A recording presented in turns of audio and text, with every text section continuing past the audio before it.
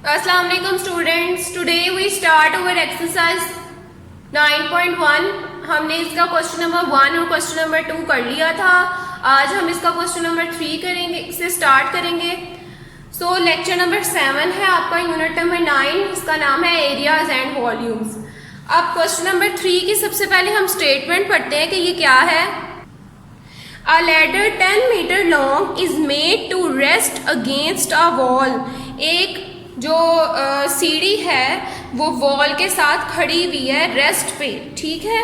It lower end touches the ground at a distance of 6 metre from the wall. इसका जो lower and है वो ground के साथ जो टच कर रहा है वो 6 मीटर के डिस्टेंस पर है, ठीक है। अब आपको पता है कि सीढ़ी जो है वो इस फॉर्म में खड़ी हुई होती है, हाइपोटेनस की फॉर्म में, और वॉल जो है वो स्ट्रेट होती है, और जो ग्राउंड से उसका सीढ़ी तक का डिस्टेंस है वो हमारे पास क्या है 6 मीटर, और लैडर की जो लेंथ है वो हमारे पास 10 मीटर लॉन्ग है, ओके।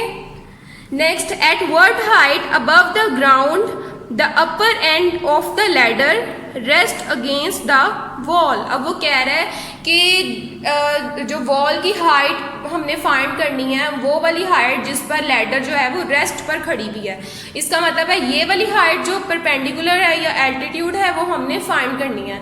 अब इसको हम नेम दे देंगे ए बी सी का। हमें पता है कि कैपिटल ए के सामने स्मॉल ए साइड होती है, कैपिटल बी के सामने small B and capital C के सामने स्मॉल सी। इसी तरह अब हमें हाइपोटेनस और बेस की वैल्यू गिवन है, ठीक है। तो यानी कि हमारे पास जो गिवन है वो स्मॉल बी है और स्मॉल सी है। अब हमने एल्टीट्यूड फाइंड करना है। हमें पता है कि इसको हम बाय पाइथागोरस थ्योरम के फाइंड करते हैं। बाय पाइथागोरस थ्योरम क्या होता है, hypotenuse square is equal to base square plus altitude square. अब यहाँ पे हाइपोटेनस की क्या वैल्यू है, जो टेढ़ी लाइन सीढ़ी जहाँ पे खड़ी हुई है उसकी वैल्यू क्या है हमारे पास 10 मीटर, यानी कि बी स्क्वायर हमारे पास गिवन है। हाइपोटेनस की जगह पे हम क्या लिख देंगे B square is equal to base की जगह पे हमने किसका नाम दिया है उसे सी का, तो बेस की जगह पे हम क्या लिख देंगे सी स्क्वायर प्लस एल्टीट्यूड में ए है तो ए स्क्वायर। बी की वैल्यू गिवन है 10 मीटर, तो बी की जगह पे हमने क्या रिप्लेस कर देना है 10। सी की जगह पे हमने क्या रिप्लेस कर देना है 6, जो उसकी डिस्टेंस था फ्रॉम द लैडर। अब ए एज इट इज आ जाएगा क्योंकि उसकी वैल्यू हमने फाइंड करनी है। 10 स्क्वायर हमें पता है 100 होता है, 6 square is equal to 36 plus a square as it is आ जाएगा।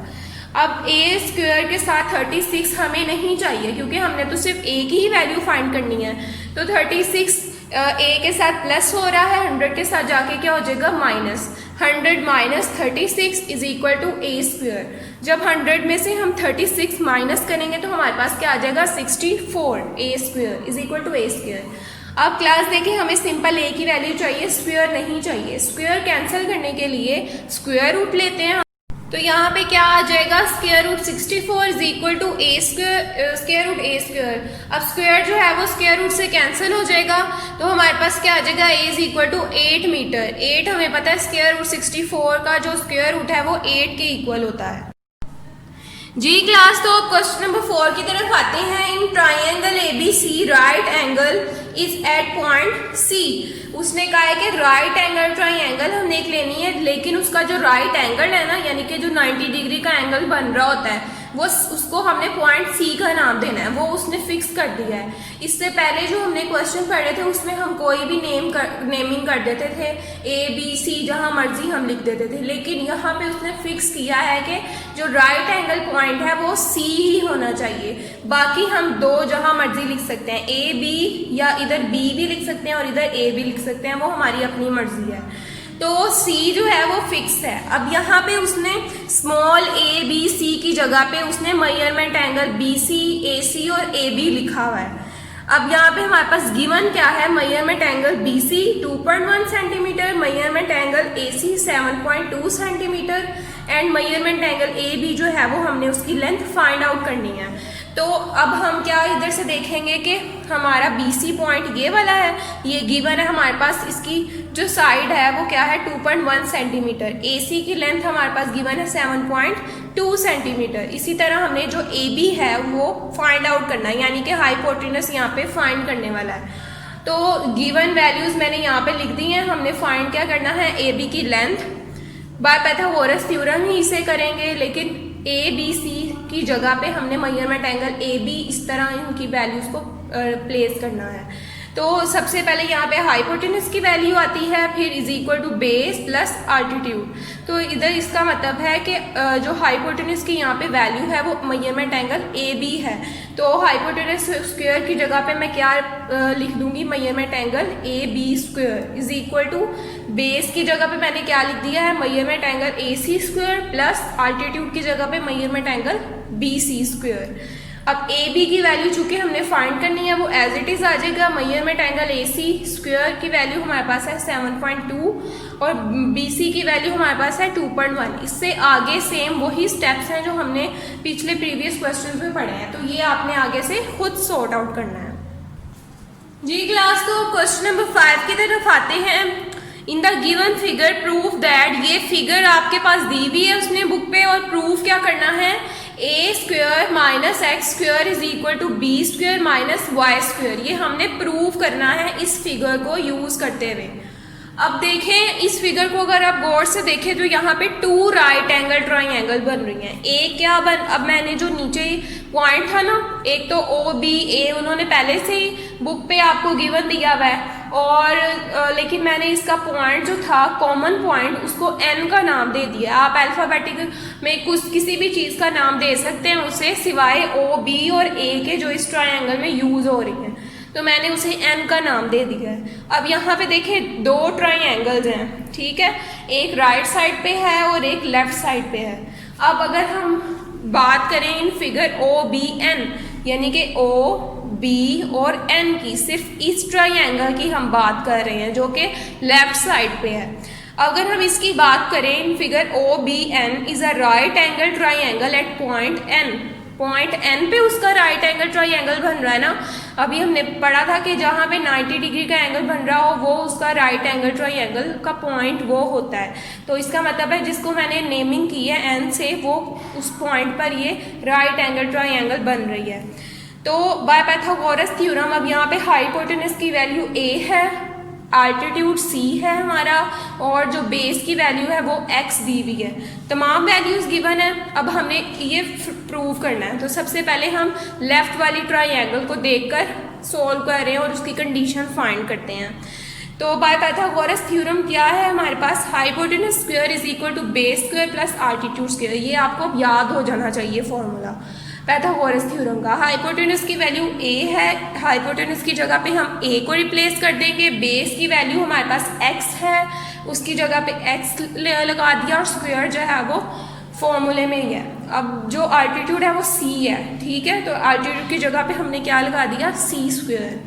अब यहाँ पे हम अगर कंडीशन देखें जो हमने प्रूव करनी है उसमें ए स्क्वायर माइनस एक्स स्क्वायर है। इसका मतलब है मैं सी को वहाँ पे नहीं लेके जाऊंगी बल्कि एक्स को लेके जाऊंगी उस कंडीशन को देखते हुए जो कि हमने प्रूव करनी है।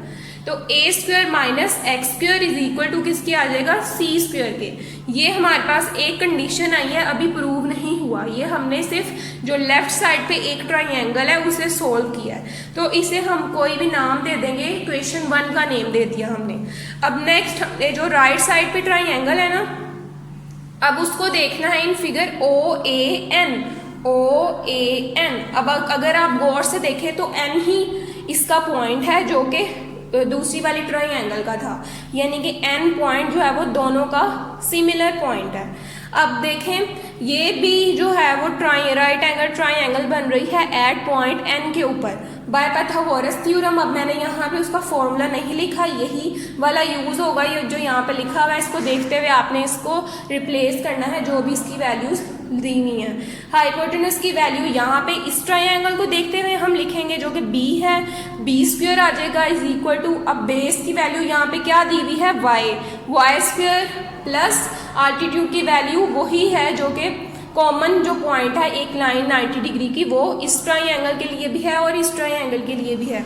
तो सी वाला पॉइंट आल्टीट्यूड का है तो उसकी जगह पे हमने क्या लिख दिया, सी स्क्वायर। अब इसी को देखते हुए कंडीशन को जो हमने प्रूव करनी थी B square minus Y square था, इसका मतलब है मैं वाई को बी की साइड पे लेके जाऊंगी, B square minus Y square is equal to C square. ये इक्वेशन नंबर 2 आ गई। अब इक्वेशन नंबर 1 और 2 में सिमिलर चीज़ कौन सी है, सी स्क्वायर, यानी कि सी स्क्वायर इसमें भी है और इसमें भी है, तो मैं किसी भी सी स्क्वायर की वैल्यू किसी भी दूसरी इक्वेशन में पुट कर सकती हूँ। तो मैंने क्या कर दिया, जो सी स्क्वायर की इसकी वैल्यू थी B square minus Y square, वो मैं पुट कर रही हूँ इक्वेशन 1 में। आप इक्वेशन 1 की वैल्यू 2 में भी पुट कर सकते हैं, ठीक है, इसमें कोई मसला नहीं है। तो अब ये 2 वाली इक्वेशन की वैल्यू क्या थी, सी square minus is equal to b square minus Y square. In equation 1 हमारे पास क्या आ जाएगा, ए square minus x square is equal to b square minus Y square, जो सी की वैल्यू मैंने इसमें पुट कर दी है। तो हमारे पास ये हमारा प्रूव आ गया, हैंस प्रूफ, ये प्रूव हो चुका है। स्टूडेंट्स अब हम क्वेश्चन नंबर 6 की तरफ आते हैं। इसकी स्टेटमेंट समझते हैं कि ये क्या है। The shadow of a pole measured from the foot of the pole is 2.8 metre long. एक शेडो है जो पोल पर पड़ रहा है। हमें पता है कि पोल जो है वो बिल्कुल स्ट्रेट होता है। अब जो शेडो उस पर पड़ रहा है वो इस तरह तिरछा होगा, यानी कि हाइपोटेन्यूज की शक्ल में होगा। तो शेडो जो उस पर पड़ रहा है वो ये है और पोल ये है और ग्राउंड से जो उसका डिस्टेंस है वो ये है। अब हमने इसकी वैल्यूज रिप्लेस करनी है कि क्या है। The shadow of a pole measured from the foot of the pole is, foot मतलब उसके जो नीचे वाला हिस्सा है पोल का, फुट है, उससे शेडो का डिस्टेंस जो है वो 2.8 मीटर है, ये हमें पता लग गया। नेक्स्ट है, if the distance from the tip of the shadow to the tip of the pole, tip of the shadow pole ये है ऊपर और टिप ही पोल की ऊपर वाली साइड पे, यानी कि इधर से लेकर शेडो तक का डिस्टेंस जो है वो हमारे पास 10.5 मीटर है। Then find the length of the pole, अब जो पोल की लेंथ है वो हमने फाइंड आउट करनी है। तो अब पाइथागोरस थ्योरम हम लगाएंगे। जो वैल्यूज गिवन है वो मैंने यहाँ पे लिखी हुई है। बी गिवन है 10.5, सी 2.8 मीटर है और ए की वैल्यू जो है आपने फाइंड करनी है। पाइथागोरस थ्योरम हमें पता है क्या होता है, hypotenuse square is equal to base square plus altitude square. अब यहाँ पे हाइपोटेन्यूज जो है वो बी है, उसकी जगह पे बी लगा देंगे, बेस सी है और अल्टीट्यूड ए है। इसी तरह बी की वैल्यू 10.5 है, सी की वैल्यू हमारे पास 2.8 है और अल्टीट्यूड यानी कि लेंथ ऑफ द पोल हमने फाइंड करनी है, वो एज इट इज आ जाएगा। 10.5 का जब स्क्वायर करेंगे तो मैंने आपको क्या बताया था 2 चैप्टर में कि जब डेसिमल का फ्रैक्शन या कोई भी उसे फाइंड करना होता है तो हम क्या उसको तरीका करते हैं। यहाँ मैंने आपको मल्टीप्लिकेशन करके दिखाई है कैसे होगी। 5 5 25, 5। अब देखें नेक्स्ट वैल्यू 0 है तो 0 के ऊपर जो भी कैरी होता है वो एज इट इज़ नीचे लिख देते हैं हम। 5 1 5, 5 0 0। अब नेक्स्ट सारी वैल्यू 0 हो जाएंगी। 2 क्रॉस लगाएंगे क्योंकि 2 से एक दफ़ा से हमारी मल्टीप्लिकेशन होगी, हम सेकंड दफ़ा मल्टीप्लिकेशन थर्ड करने लगे हैं।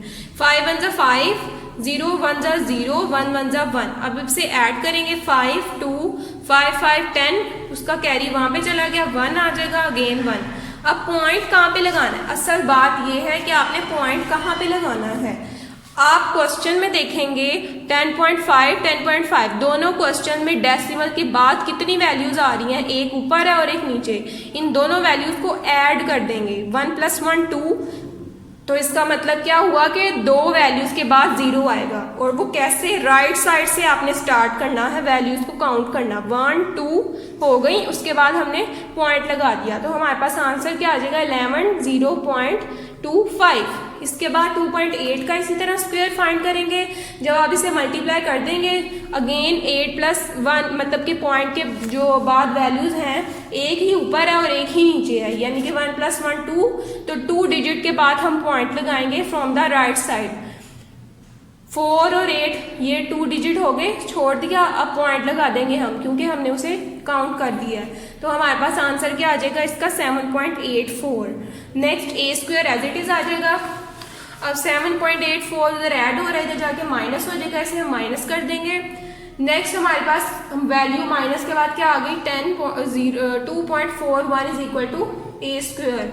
अब इसका हमने स्क्वायर रूट ले लेना है बोथ साइड पे, क्योंकि ए के ऊपर हमें स्क्वायर नहीं चाहिए। तो स्क्वायर तो ए के ऊपर से कैंसिल हो जाएगा, स्क्वायर रूट से कैंसिल हो के अब इसका स्क्वायर रूट कैसे फाइंड करेंगे?